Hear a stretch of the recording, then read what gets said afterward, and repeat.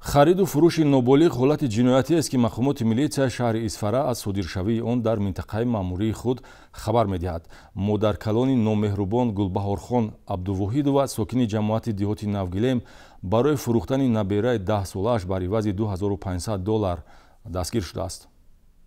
вақте ки зан модар ба хариду фурӯши ноболиғ идомадиҳандаи насли худ иқдом мекунад, ба ҷуз таассуфу надомат чунин амал нафрати инсонро ба вуҷуд меорад. мақомоти милитсияи шаҳри Исфара маълумотеро дастрас намуд, ки шаҳрванд Абдувоҳидова Гулбаҳорхон Абдуфайёзовна соли таваллудаш 1969 истиқоматкунандаи ҷамоати диҳоти Навгилеми шаҳри Исфара қасди фурӯхтани наберааш ноболиғ духтари 10 соларо дорад. модаркалони номеҳрубон набераи нимятимашро, ки аз падар маҳрум ва модари бемор дошта, дар тарбияи ӯ қарор дорад, омода буд бар ивази $2500 фурӯшад. гуноҳи ман шуд, ки ман ҳамин наберачама ягон одамои нағз бошад, ки гирад гуфтаги ман анамин айби ман шуд.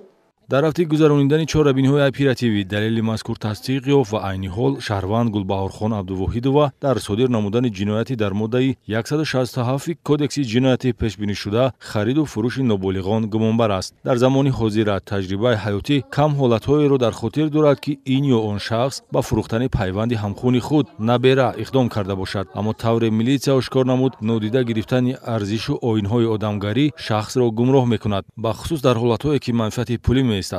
сани 10 марти 2022 сол тахминан соатҳои 13:09 дақиқа ҳангоми Абдувоҳидова г набераи хурдсолашро ба фурӯш баровардан дар ҳудуди шаҳри Исфара кӯчаи марказӣ аз тарафи кормандони оперативӣ дастгир карда шуда, аз номбурда далелҳои шаръӣ маблағи $2500 Иёлоти Муттаҳидаи Амрико гирифта шуд.